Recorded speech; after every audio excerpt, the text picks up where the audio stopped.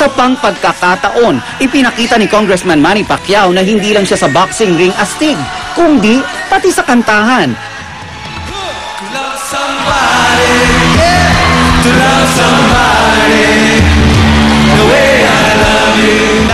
Ang ganadong si Pacman parang nag-mini concert sa dami ng kinanta sa programa. Anong pakiramdam na eto, nandito ka na naman ngayon sa Party Pilipinas at binibigyan ka na isang parangal?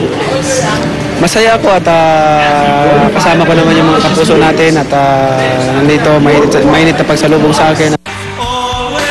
Dumating sa Party Pilipinas si GMA Chairman and CEO, Attorney Felipe Gozon, kasama si Mrs. Gozon para i-welcome ang pambansang kamao. I think he should just continue what he's been doing dahil kaya siya nagkakaroon ng success. Unang-una, honor niya at nire-respeto yung nanay niya, hindi niya nakakalimutang magdasal, lahat ng kailangan. Kaya naman very successful at nagpapatuloy na kampiyon. Naroon din si GMA Senior Vice President for Entertainment TV, Wilma Galvante. Congratulations, talagang you are the world's best boxer and the Philippines love you. Party Pilipinas loves you very much.